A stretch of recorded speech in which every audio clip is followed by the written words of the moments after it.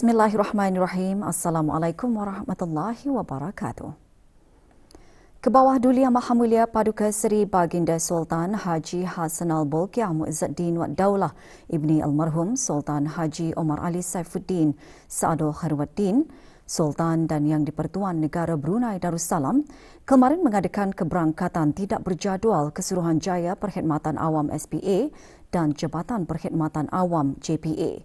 Semasa keberangkatan tersebut, Kebawah Duli Yang Maha Mulia bertitah menzahirkan keprihatinan baginda dalam beberapa perkara bersangkut paut rungutan orang ramai tentang cara-cara pengambilan pekerja yang dikatakan kurang cekap berikutan kelambatan dalam proses permohonan-permohonan jawatan serta kurang adil berhubung temu duga dan ujian bertulis yang dilihat banyak kelemahan. Justru baginda menegaskan SPA dan JPA perlu meneliti perkara tersebut secara bersepadu. Kebawah Duli Yang Maha Mulia mula-mula bertitah menggariskan SPA dan JPA merupakan dua badan yang bertanggungjawab untuk membekalkan tenaga kerja perkhidmatan awam yang berkelayakan menurut keperluan negara termasuk juga berperanan untuk menyembahkan perkara-perkara yang berhubung kait dengan lantikan, pertukaran, kenaikan pangkat, pemecatan dan tindakan tata tertib bagi pegawai-pegawai kerajaan berdasarkan perintah-perintah am, peraturan-peraturan dan surat-surat keliling kerajaan. Titah baginda satu perkara yang sama-sama terbeban kepada SPA dan JPA ialah mengenai rungutan orang ramai tentang cara-cara pengambilan pekerja yang dikatakan kurang cekap dan bahkan kurang adil.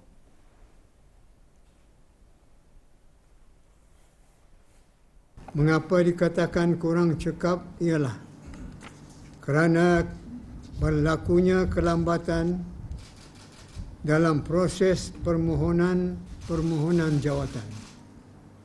Sementara dikatakan kurang adil pula ialah berhubung dengan perkara-perkara temuduga dan ujian bertulis. Dilihat sebagai banyak kelemahannya. Di antara contoh kelemahan itu boleh dilihat apabila ratusan permohonan dipanggil untuk ditemuduga dan diuji yang terdiri daripada kalangan orang awam, para graduan yang baru lulus dan juga termasuk pegawai atau kaki tangan yang sedang berkhidmat dengan kerajaan. Dari contoh kelemahan itu, titah baginda muncul spekulasi bahawa jawatan yang sedang disasar untuk diisi itu sudah pun ada calon yang terpilih. Ini jika jawatan itu misalnya untuk jabatan tanah dengan para calon yang bersaing terdiri daripada orang awam, para graduan yang baru lulus dan termasuk juga calon yang sedang berkhidmat dengan kerajaan di jabatan tanah. Semasa ujian bertulis diadakan, antara soalan ialah mengenai undang-undang yang berkaitan dengan tanah. Maka dari sini boleh dibayangkan, bagi pemohon yang baru saja tamat pengajian, apakah yang mereka itu boleh tahu mengenai undang-undang tanah? Adakah mereka belajar di universiti mengenai tanah dan secara khusus mengenai undang-undang tanah di Brunei? Adakah mereka belajar semua ini yang akan membolehkan mereka dapat menjawab soalan? Secara logiknya, tentu saja calon yang sedang berkhidmat di jabatan tanahlah yang akan jadi calon pilihan untuk lulus. Sementara yang lain-lain hanya akan menggigit jari sahaja, walaupun kiranya mereka mempunyai kelulusan akademik yang lebih tinggi. Inilah senario yang tidak boleh diabaikan untuk diteliti secara bersepadu oleh SPA dan JPA. Kebawah Duli Yang Maha Mulia seterusnya bertitah mengingatkan bahawa adalah satu penganiayaan jika membiarkan tata cara soalan tidak diselaraskan.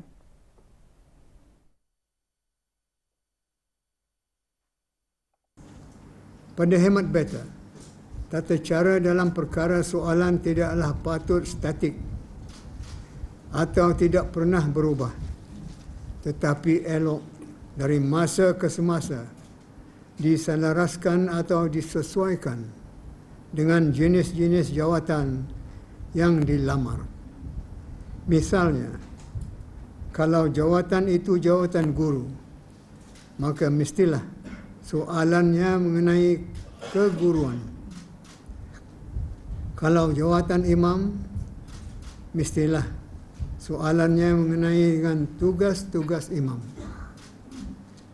Kalau jawatan pendakwah, mestilah mengenai dakwah dan tugas-tugas da'i dan seumpamanya.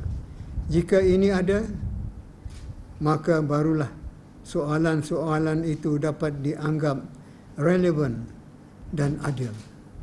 Sebaliknya, membiarkan tata cara soalan tidak diselaraskan adalah satu penganiayaan. Titah baginda juga menyentuh mengenai sistem tapisan senarai calon.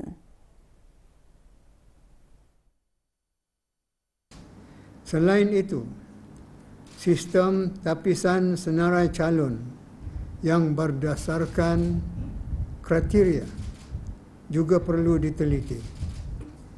Kerana sudah pun berlaku, jika kelulusan seseorang itu dianggap tidak menepati kriteria, maka permohonannya akan terus sahaja ditolak sebagai tidak diakui oleh sistem. Misalnya, jawatan yang diiklankan ialah untuk Kementerian Keuangan. Terdapat antara calon pemohon ialah orang yang berkelulusan agama.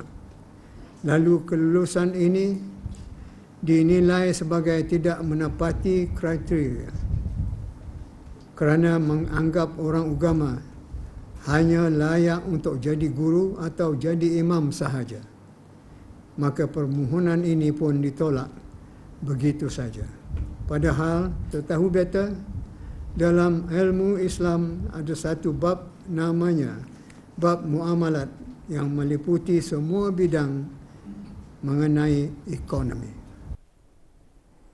Baginda juga bertitah kemampuan calon-calon berkelulusan agama perlu dilihat dengan kacamata ilmu, bukan dengan sukat-sukat lapuk.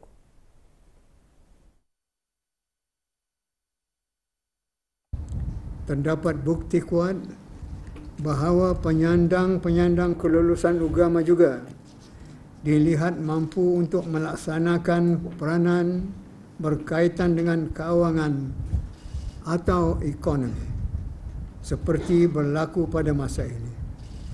Agensi-agensi kewangan yang terdiri daripada bank, takaful, Perbadanan Taib dan Brunei Darussalam Central Bank (BDCB) telah melantik beberapa pegawai yang berkelulusan agama sebagai pengerusi badan-badan penasihat syariah dan ahli kepada badan-badan tersebut.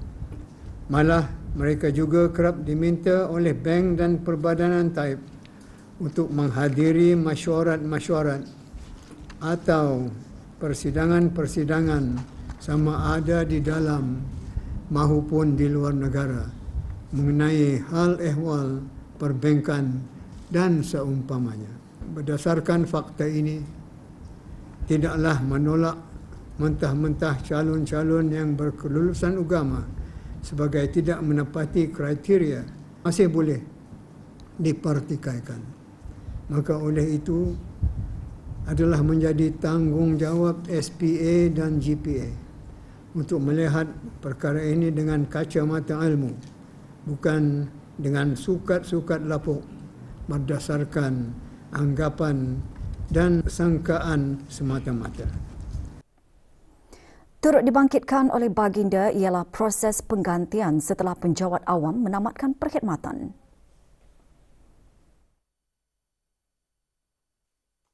Beta ingin mengemukakan beberapa pertanyaan.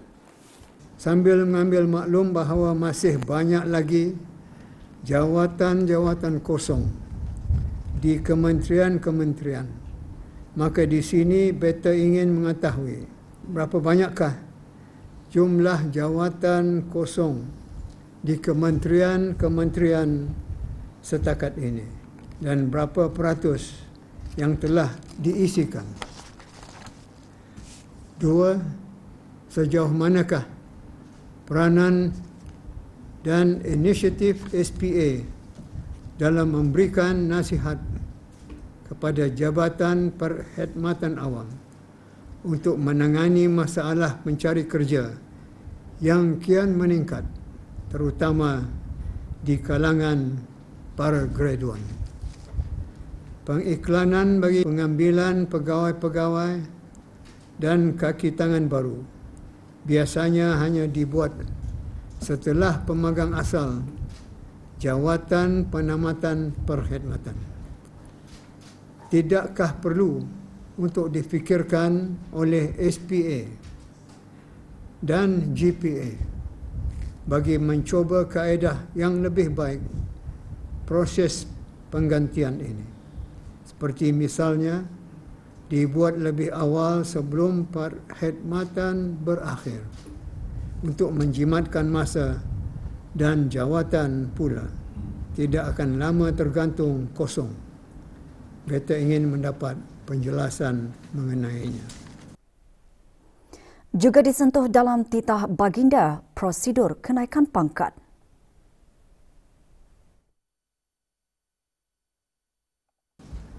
Terdapat laporan mengenai kenaikan pangkat jawatan pegawai kanan yang tidak mengikut prosedur kenaikan pangkat yang sepatutnya. Ada laporan mengenai pegawai yang masih dalam siasatan pihak tertentu tetapi telah dinaikkan pangkat. Mengapakah ini boleh berlaku? Mengenai proses pengambilan penjawat-penjawat awam yang dikatakan terlalu lama, mengapakah sistem ujian komputer PSC CAMS yang digunakan pada masa ini tidak dapat mengatasi masalah kelambatan tersebut? Pada keberangkatan tidak berjadual ke Pejabat Suruhanjaya Perkhidmatan Awam SPA dan Jabatan Perkhidmatan Awam JPA kemarin, Kebawah Duli Yang Maha Mulia Paduka Seri Baginda Sultan dan Yang di-Pertuan Negara Brunei Darussalam berangkat meninjau beberapa bahagian di pejabat dan jabatan berkenaan. Kebawah Duli Yang Maha Mulia mula-mula berangkat melawat pejabat SPA di Brakas. Diorangkan pencen, kenapa? Jadi kalau orang pencen, isi terus daripada menunggu orang pencen. Pasal apa ni? Kita malas. You have to be before orang tu pencen. Sudah ada siapa kan mengganti. Itu diiklankan awal. Tunggu sudah orang berpencen, baru kan iklan. I think 1 year baru berisi.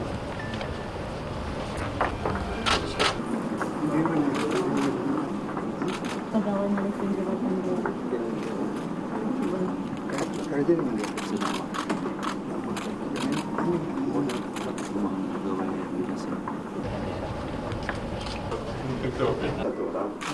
Untuk hari ini. Material.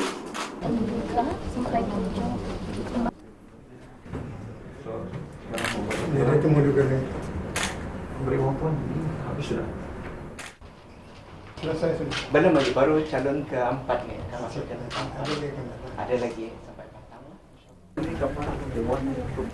Misi SPA adalah untuk membekalkan tenaga kerja perkhidmatan awam yang berkualiti mengikut keperluan negara yang cekap dan melalui pertimbangan yang adil dan saksama. Unit Temuduga ada 11. Di Temuduga ni. Temuduga Sekali 30 orang. Patik setiap saat ambil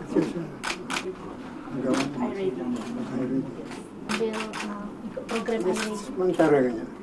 18 bulan. Dekat mencari kerja. Kalau belum ada apa yang tetap.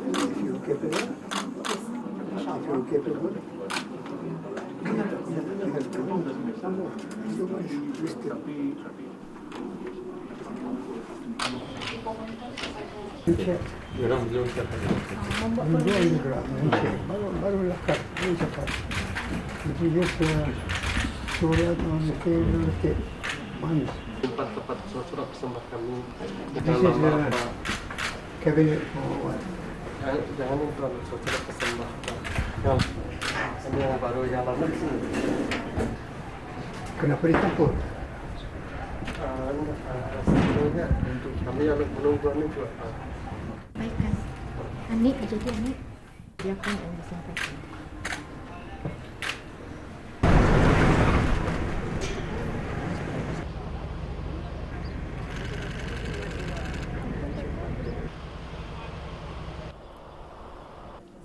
Ke bawah Duli Yang Maha Mulia meneruskan keberangkatan ke JPA di Jalan Kumbang Pasang.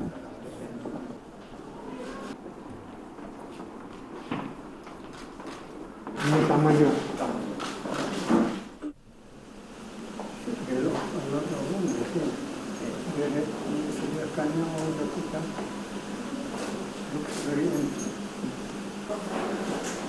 Baru di mana? Yang baru there's a big fun here. There's only five people.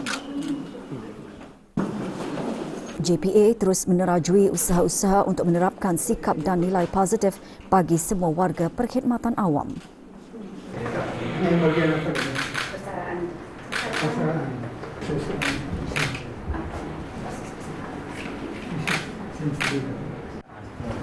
Supaya proses persaraan region itu dapat dimudahkan kecepatan proses aliran pengirian gas. Ini pengamatan. Di mana menghadapkan? Dia biasanya juga menggunakan terakhir, kemudian tapi mengharapkan temperature nanti ke bandaraan ke kewangan akan. Ini bagian peringatan personal. Semua kerja sini.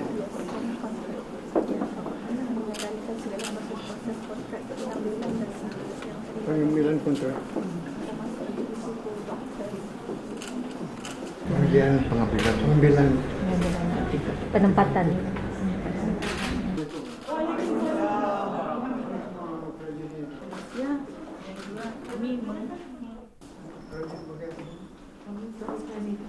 Ini di tingkatan.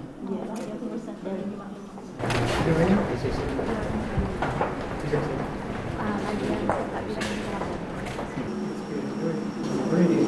Yes. And you're supposed to be finished? December. Good. I hope that if the company offers me a position here, I hope to stay. Kerja proses terpaksa melalui SPA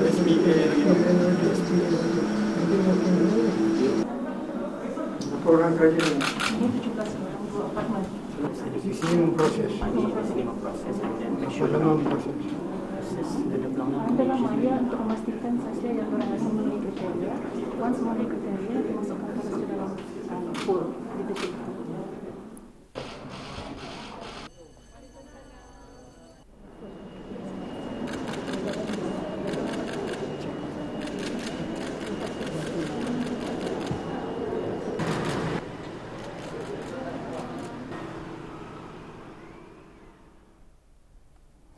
Isu etika dan standard profesional dalam profesion guaman antara yang ditekankan oleh Yang Amat Arif, Datuk Seri Paduka Stephen Chong, Ketua Hakim Mahkamah Besar semasa upacara pembukaan Tahun Undang-Undang 2023 kemarin.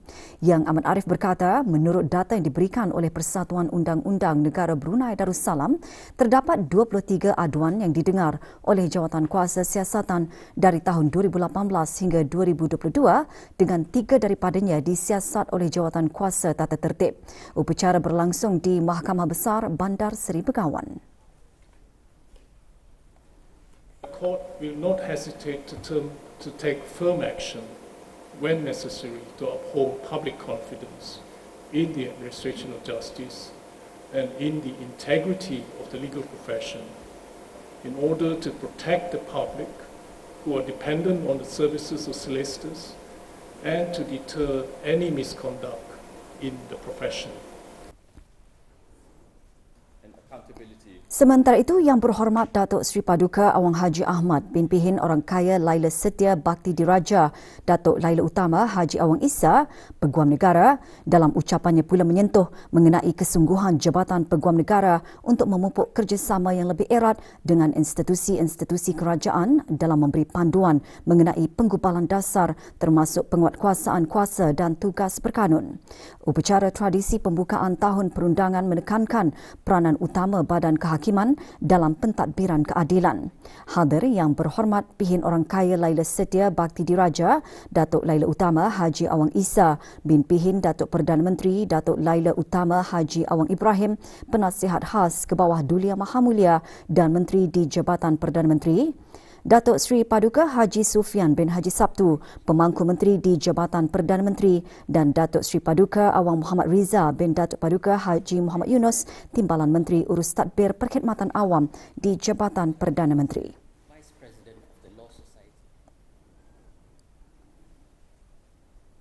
Kementerian Pembangunan akan meningkatkan lagi usaha-usaha dalam rangka pelan strategiknya 2024 hingga 2029.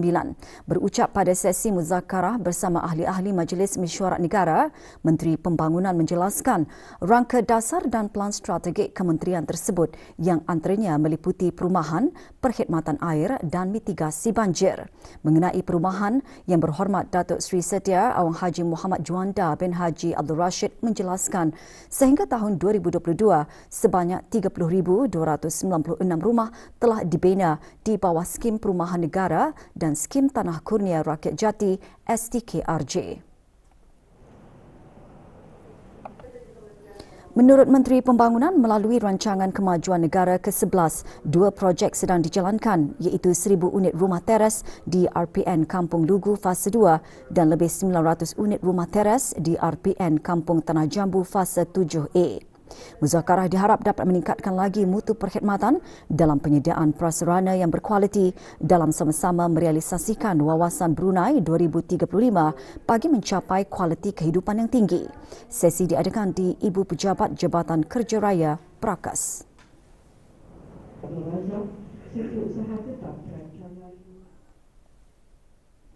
Salah satu inisiatif di bawah Pelan Tindakan Pusat Sejarah Brunei 2021-2024 selaras dengan Pelan Strategik Kementerian Kebudayaan, Belia dan Sukan 2020-2024 adalah pelancaran Pusat Sejarah Brunei sebagai Pusat Kecemerlangan Sejarah dan Kesultanan Brunei. Pelancarannya sesuai dengan usia Pusat Sejarah Brunei yang telah mencapai 4 dekad. Majlis pelancaran pusat berkenaan yang diselajurkan dengan perasmian Bilik Koleksi Sumber Pihin Jawatan Dalam Seri Maharaja, Datuk Seri Utama Profesor Kehormat Dr. Haji Awang Muhammad Jamil Al-Sufri berlangsung kemarin di Pusat Pengkajian Borneo, Angkrek Desa. Assalamualaikum warahmatullahi wabarakatuh. Pelancarannya disempurnakan oleh Yang Berhormat Datuk Seri Setia Awang Haji Nazmi bin Haji Muhammad, Menteri Kebudayaan, Belia dan Sukan. Terdahulu Dr. Muhammad Hadi bin Muhammad Melayum, Pengetua Pusat Sejarah Brunei, dalam ucapan alu-aluannya antara lain menjelaskan pencapaian serta perkembangan Pusat Sejarah Brunei melalui pelaksanaan pelbagai usaha penyelidikan, pendokumentasian, penerbitan dan aktiviti program atau projek sejarah selama 41 tahun.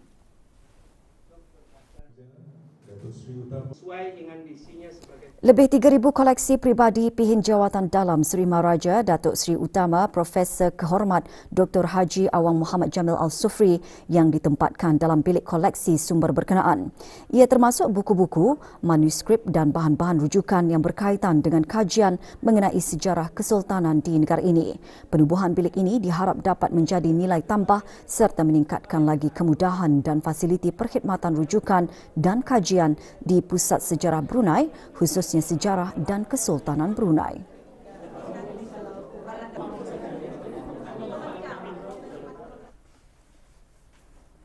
Sesi sosialisasi peluang dan kepentingan melancarkan skim akreditasi gas rumah hijau GHG ISO 14065 di negara Brunei Darussalam telah diadakan pada 7 hingga 8 Februari 2023. Sesi adalah anjuran bersama Kementerian Kewangan dan Ekonomi melalui Pusat Standard Kebangsaan PSK dan kerjasama dua hala dengan Agensi Keselamatan Penerbangan Kesatuan Eropah EASA. Sesi diadakan di sebuah hotel di Bandar Seri Begawan. Sesi sosialisasi dirasmikan oleh Awang Alan Ong, Pengarah Bahagian Industri dan Ekosistem Perniagaan dan selaku pemangku pengarah PSK Kementerian Kewangan dan Ekonomi. Sesi sosialisasi bertujuan memperkenalkan kepentingan standard GHG yang menetapkan keperluan bagi badan-badan yang melaksanakan pengesahan penyata maklumat alam sekitar dan standard untuk mengukur dan melaporkan pelepasan gas rumah hijau. Sesi juga menekankan kepentingan peranan akreditasi dalam menilai kecekapan dan kebolehpercayaan badan-badan penilaian konformiti dalam melaksanakan perkhidmatan pengesahan yang berkaitan dengan pelepasan gas rumah hijau. Daripada pemantauan pelepasan gas rumah hijau kepada ujian dan pemeriksaan barangan elektrik efisien tenaga kepada penjana tenaga solar, angin, gelombang dan nuklear, ia adalah penting untuk memastikan ukuran yang tepat, pemeriksaan yang cekap, ujian yang boleh dipercayai dan tuntutan yang boleh disahkan. Akreditasi pula akan melaksanakan penilaian ke atas badan-badan penilaian konformiti tersebut dalam memberikan perkhidmatan pengujian, pengukuran, pemeriksaan, pengesahan produk dan sistem yang diiktiraf sebagai asas dalam mendukung dasar kerajaan dan inisiatif yang berkaitan dengan pelepasan gas karbon. Sesi tersebut dihadiri oleh 40 wakil yang terdiri daripada beberapa agensi kerajaan, pengendali kapal terbang negara dan badan-badan penilaian konformiti di negara ini. Pendaftaran e-Arrival Card iaitu portal secara dalam talian mula dilaksanakan kemarin 9 Februari bagi warga negara asing yang hendak masuk dan tiba di negara Brunei Darussalam melalui pos-pos kawalan imigresen laut, udara dan darat. E-Arrival Card adalah bagi mengganti pendaftaran ketibaan atau berlepas menggunakan kertas fizikal sebelum ini yang mana lazimnya dikenali sebagai borang 19. Individu yang membuat perjalanan bagi tujuan transit sahaja tanpa melalui pos kawalan imigresen adalah tidak diperlukan untuk mendaftar e-Arrival Card. Jika sekiranya individu berkenaan melalui pemeriksaan imigresen, maka pendaftaran e-Arrival Card adalah perlu dilakukan sebelum masuk ke negara ini. Untuk membuat permohonan, layari laman sesawang di www.imm.gov.pn bagi memulakan proses pendaftaran. Kios pendaftaran e-Arrival Card juga ada disediakan di pos-pos kawalan bagi kemudahan orang ramai. Walau bagaimanapun, warga negara asing adalah disarankan untuk mengisi e-Arrival Card lebih awal sebelum tarikh ketibaan ke negara ini bagi memastikan kelancaran proses keluar dan masuk di pos-pos kawalan imigresen.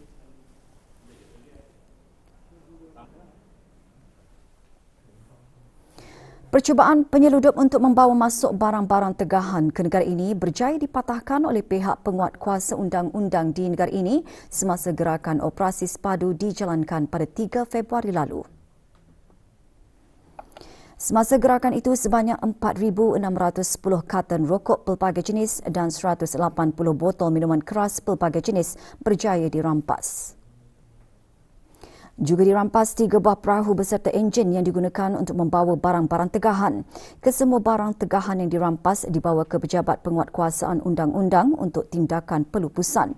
Gerakan operasi itu melibatkan Polis Marin, Pasukan Polis Diraja Brunei dan Markas Angkatan Bersama, Angkatan Bersenjata Diraja Brunei yang dijalankan di perairan Sungai Brunei, tertumpu di kawasan Kampung Bolkiah B dan persekitaran Pulau Brambang.